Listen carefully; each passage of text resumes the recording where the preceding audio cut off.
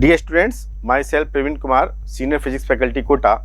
तो आज हम डिस्कस करने जा रहे हैं 12 अप्रैल 2023 के शिफ्ट 1 का पेपर और क्वेश्चन नंबर 11 के आगे मैं सॉल्व करता हूं इसे। तो एक क्वेश्चन आया हुआ है, a wire has resistance 160 ohm, its length is reduced to 1/4 of its initial value keeping the volume constant, find the final resistance of the wire. तो बड़ा आसान सा क्वेश्चन है ये। एक वायर है जिसकी लेंथ L है मान लीजिए, और इसका क्रॉस सेक्शनल एरिया A। तो इनिशियल लेवल पर इसका जो रेजिस्टेंस R होगा, रेजिस्टिविटी रो ले लेते हैं, तो कितना हो जाएगा रो L/A। अब इसकी लेंथ को हम कम कर देते हैं, कितना 1/4 कर देते हैं, तो L/4 लेंथ हो जाएगी इसकी। अब क्योंकि वॉल्यूम इसका कांस्टेंट है, तो वॉल्यूम कांस्टेंट होने की वजह से इसका जो एरिया है वो इंक्रीज हो जाएगा। भाई वॉल्यूम कितना है L/A, तो इस रिलेशन से हम कह सकते हैं अगर ये लेंथ L/4 हो गई तो जो एरिया हो जाएगा वो कितना हो जाएगा, वो 4 टाइम्स हो जाएगा, डेट इज 4A। तो नया रेजिस्टेंस R' ये कितना आ जाएगा, रो, रेजिस्टिविटी पर तो कोई इफेक्ट नहीं पड़ेगा, लेंथ L/4 और क्रॉस सेक्शनल एरिया कितना हो गया, 4A हो गया। इनिशियल वैल्यू कितनी थी, 160 ओम, और यहाँ पे हम देखें तो क्या हो जाएगा 1/16 रो L/A, डेट इज 1/16 एंड 160 ओम। तो सॉल्व करने के बाद क्या आएगा हमारे पास में 10 ओम। तो यहाँ से देखें तो yes, second option will be correct. Okay,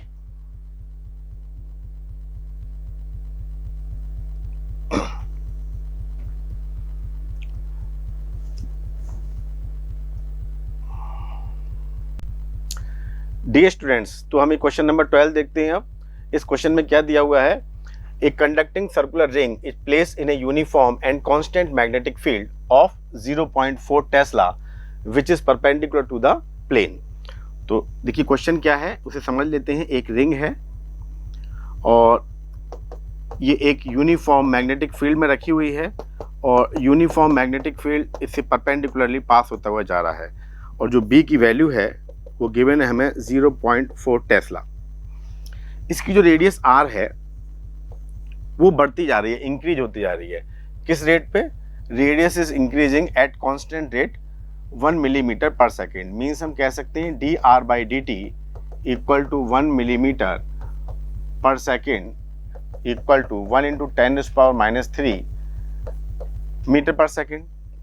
हमें निकालना क्या है, हमें निकालना है find induce EMF in the loop when its radius becomes 2 centimetre, और यूनिट क्या है, माइक्रोवोल्ट में निकालना है इंड्यूस EMF।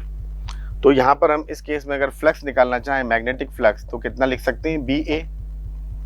B तो कांस्टेंट है, B और एरिया वेरिएबल है क्योंकि रेडियस वेरिएबल है, तो इसे लिख सकते हैं B πr²। इंड्यूस EMF का मैग्नीट्यूड कितना हो जाएगा, dφ/dt, B पाई और ये 2R और ये dr/dt।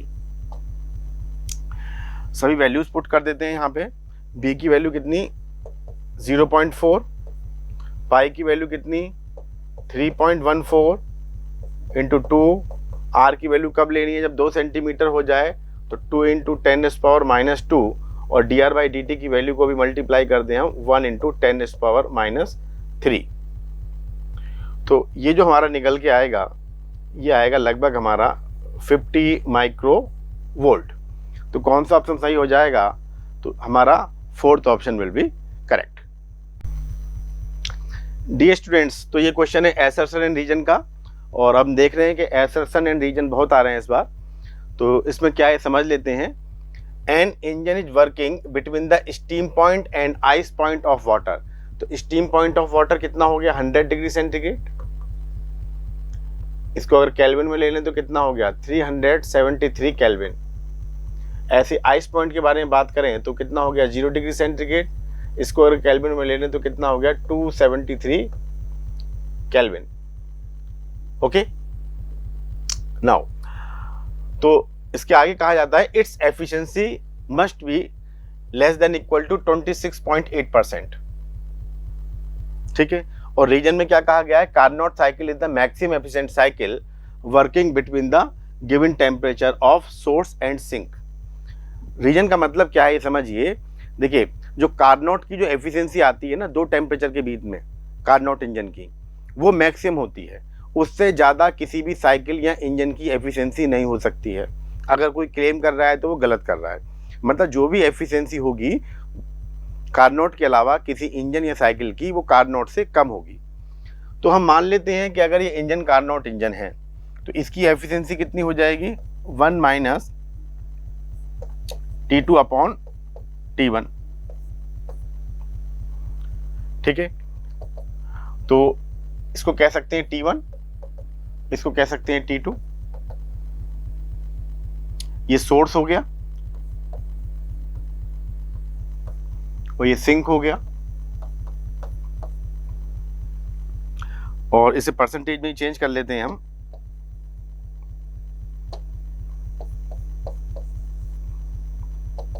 वन माइनस T2 कितना है, 273 अपॉन 373 एंड मल्टीप्लाइड बाई 100। तो ये हम सॉल्व करके देखें तो जो हमारा आंसर आएगा ये आएगा 26.8%। तो इसके अकॉर्डिंग देखें तो एसर्शन इज करेक्ट, एंड जैसे मैंने बताया अभी आपको एक्सप्लेन किया, reason is also correct, and reason is the true explanation of this assertion। तो both A and R are correct and R is the correct explanation of A। तो fourth will be the correct choice। Dear students, तो एक और question है assertion reason type का ये, लेकिन statement 1 and statement 2 में दिया हुआ है यहाँ पर क्वेश्चन। तो स्टेटमेंट 1 क्या कहता है, an electric dipole is placed in a close surface then total flux passing through the close surface is 0। ये मान लीजिए कोई क्लोज सरफेस है और हमने यहाँ पे इलेक्ट्रिक डाइपोल रख लिया,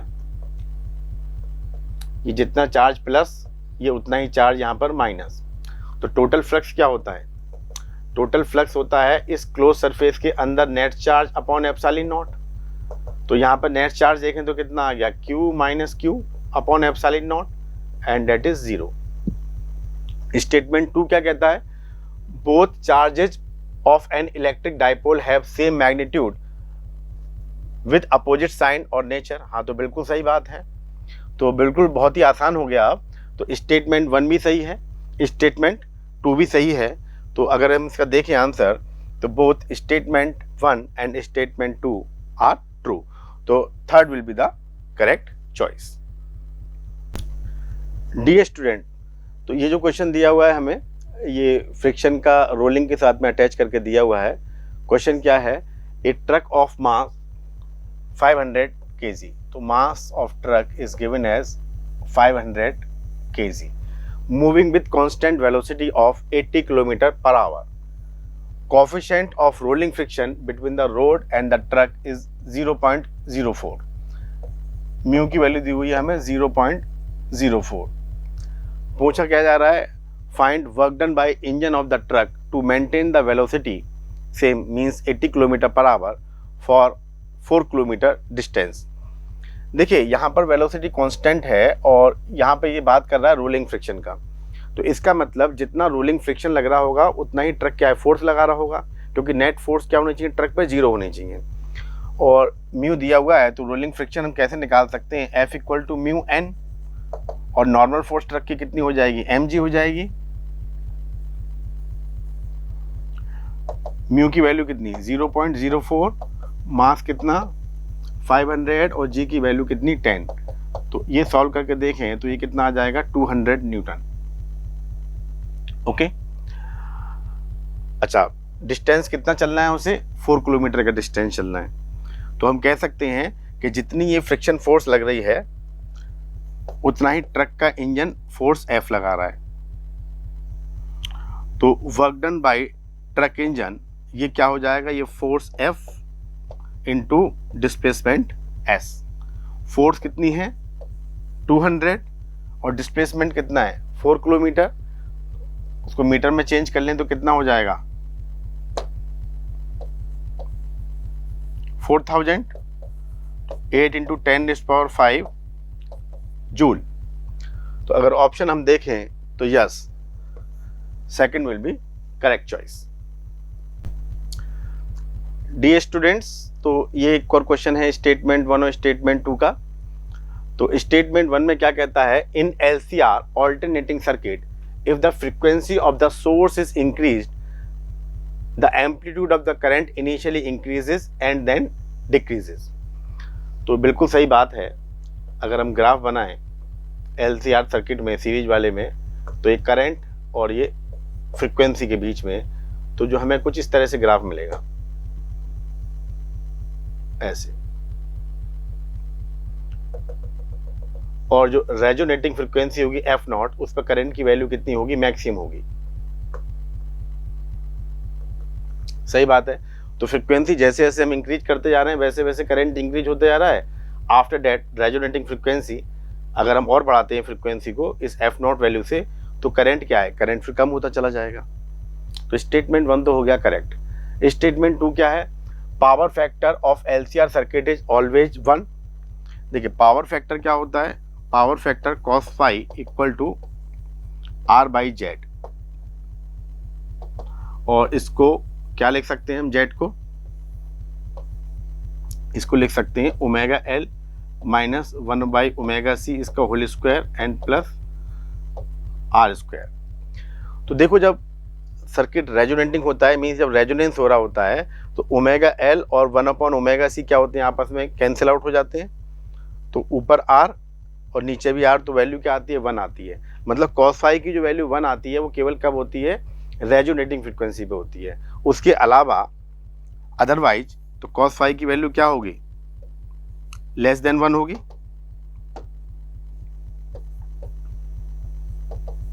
if f is not equal to F0। तो ये कह रहा है ऑलवेज 1 होता है, तो इसलिए स्टेटमेंट 2 रॉन्ग हो जाएगा, स्टेटमेंट करेक्ट है। तो अगर ऑप्शन हम देखें तो statement 1 is true and statement 2 is false. तो 1 will be the correct choice. Dear students, तो ये एक बड़ी आसान सी मैचिंग पूछी गई है। तो यहाँ पे 4 ऑप्शन दे रखे हैं, 4 ऑप्शन इधर दे रखे हैं। आपको इधर जो फिजिकल क्वांटिटीज़ हैं उनकी डायमेंशन निकाल के मैच कराना है इसे। तो स्ट्रेस से ही स्टार्ट कर देते हैं। सबसे पहला पॉइंट स्ट्रेस है। तो स्ट्रेस का जो बेसिक फॉर्मूला है वो क्या है, force upon area. Force upon cross section area, मतलब एरिया ही हो गया। तो फोर्स की डायमेंशन क्या होती है, ML/T-2, और एरिया कितनी होती है, L²। तो स्ट्रेस की कितनी हो गई, ML-1 एंड T-2। तो यहां से देखें स्ट्रेस में तो ये आ गया। अब बात करते हैं एंगुलर स्पीड की। तो angular speed omega equal to क्या लिख सकते हैं, 2 pi over time period T। तो इसकी डायमेंशन अगर हम निकालें, ये एंगल तो डायमेंशन लेस है, तो क्या आ जाएगा, इस टाइम के अकॉर्डिंग कितनी आ जाएगी, T-1 आ जाएगी केवल। तो इसको क्या कह सकते हैं, M0 L0 इसकी तो वैल्यू 1 ही हो गई, तो T-1 ये मैच कर रही है। तो सेकंड को इससे मैच करा दीजिए। फिर आते हैं एंगुलर मोमेंटम पर, थर्ड पॉइंट पर।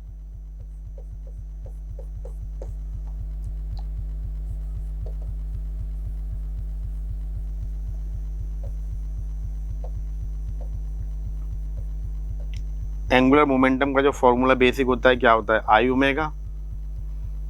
आई को क्या लिख सकते हैं, आई की डायमेंशन क्या होती है, ML² हो जाएगी, और ओमेगा क्या हो जाएगी, अभी देखा हमने, T-1 हो जाएगी। तो एंगुलर मोमेंटम की जो डायमेंशन आएगी वो कितनी आएगी, ML² T-1। तो ये मैच कर गया Q से। तो एंगुलर मोमेंटम को इससे मैच करा दीजिए। वैसे तो जो फोर्थ बचा हुआ है वो अपने आप ही मैच हो जाएगा किसी R से, लेकिन हम इसका भी निकाल देते हैं। स्प्रिंग कांस्टेंट का पूछा गया है, तो spring constant force equal to क्या होता है, KX। तो K इक्वल टू क्या हो जाएगा, F/X। तो इसकी अगर डायमेंशन हम निकालना चाहें तो F की तो कितना, ML/T-2 ओवर X तो डिस्टेंस है, तो ये कितना हो जाएगा, L हो जाएगा। तो कितना आ जाएगा, T-2। ये आ गया हमारा किसका, स्प्रिंग कांस्टेंट K का। तो ये वैसे भी मैच कर रहा है, देखिए हमने मैच कराया है, तो m T-2। तो हम यहाँ पर देखें तो फर्स्ट का क्या S, सेकंड का P एंड थर्ड का Q एंड लास्ट फोर्थ का R। तो yes, fourth will be the correct answer.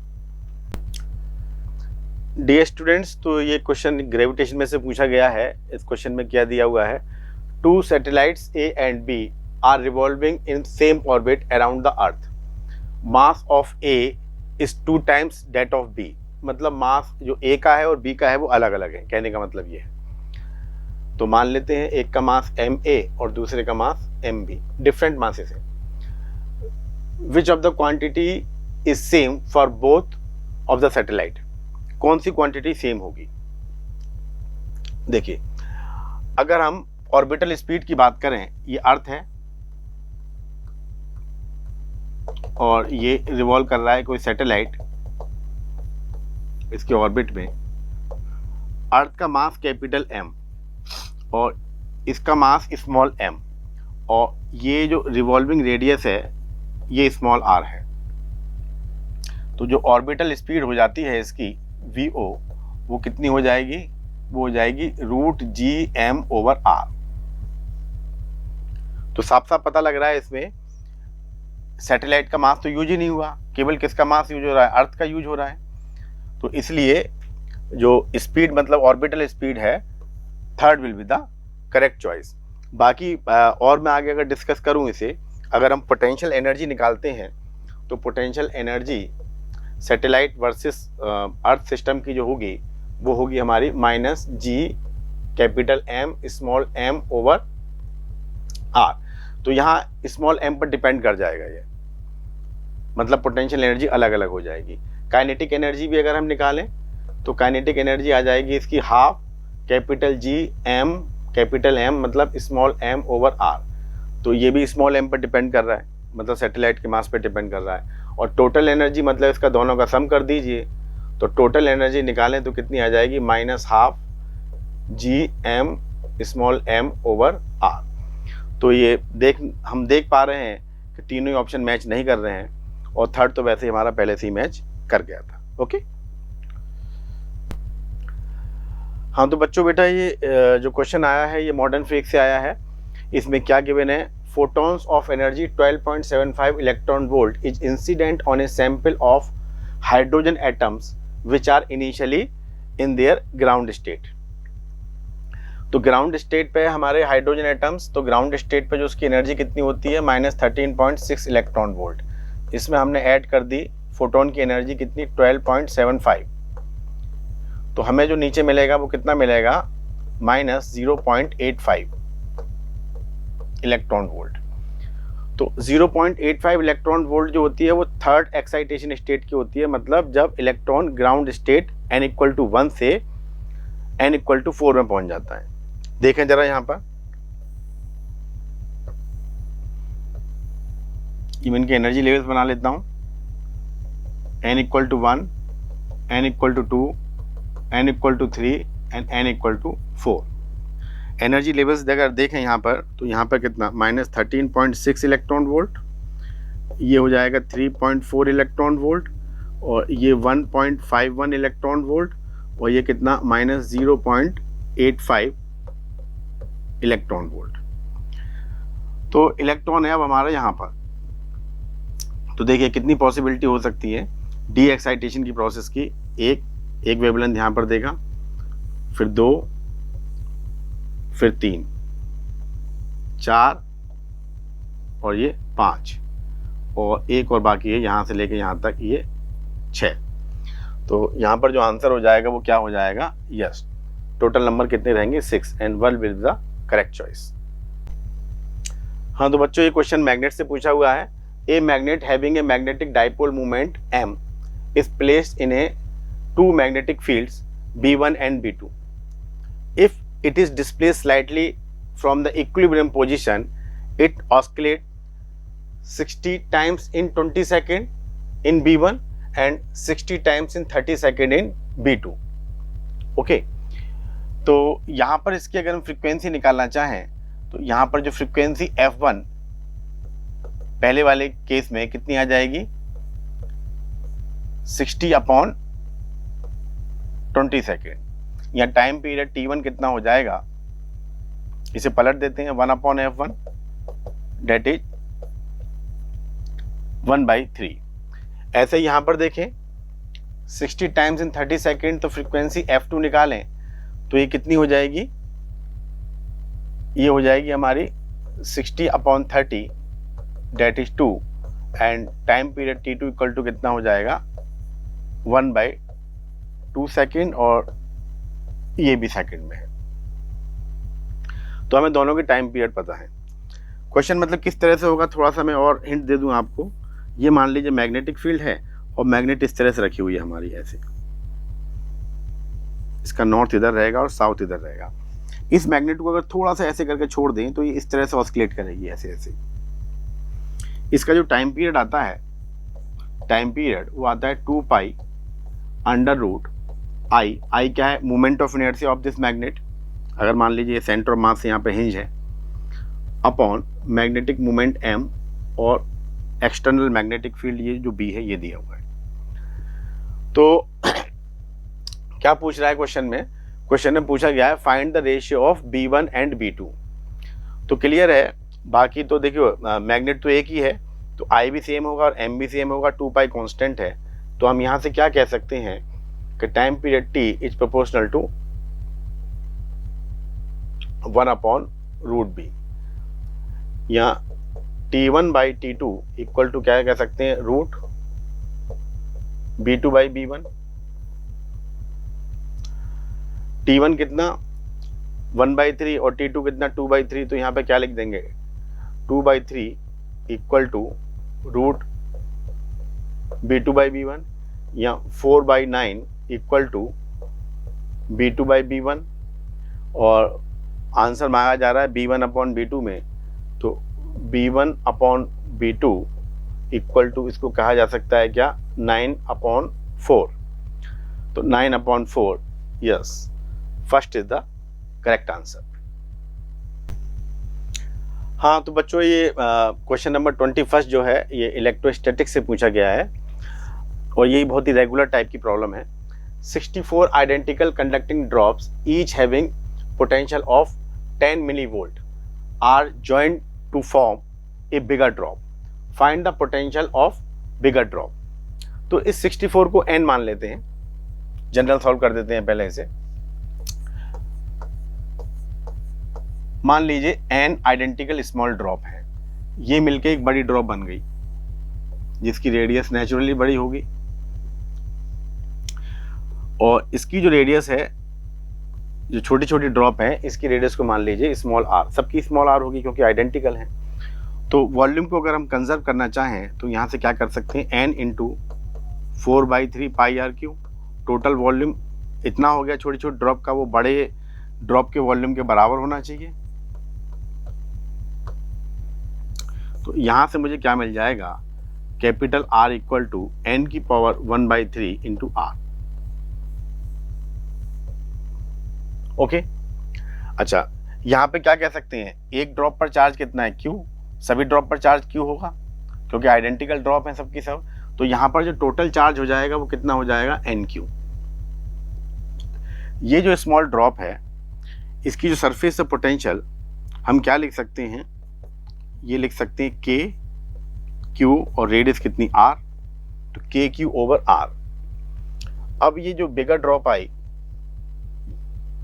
यहाँ पर, इस पर पोटेंशियल मतलब इसकी सरफेस से पोटेंशियल पूछा गया है, ये लिखना चाहें तो ये कितना हो जाएगा K, टोटल चार्ज कितना यहाँ पे NQ, और रेडियस कितनी यहाँ पर n⁻⁴ × स्मॉल r। इसको क्या कह सकते हैं, n⁻⁴ एंड KQ/R। अच्छा, अब n की वैल्यू तो हमें पता है कितनी है 64, ये भी रख देंगे, और इसकी वैल्यू हमें पता है, ये जो पोटेंशियल है स्मॉल ड्रॉप का ये कितना है 10 मिलीवोल्ट। इसको यूज कर लेते हैं, तो जरा यहां आ जाते हैं। तो V डैश इक्वल टू कितना हो गया 64 की power 2/3 into 10 millivolt. Okay, और इसको अगर सॉल्व करके देखें तो कितना आ जाएगा, ये आ जाएगा 16 आ जाएगा, तो इंटू 10 मिली वोल्ट।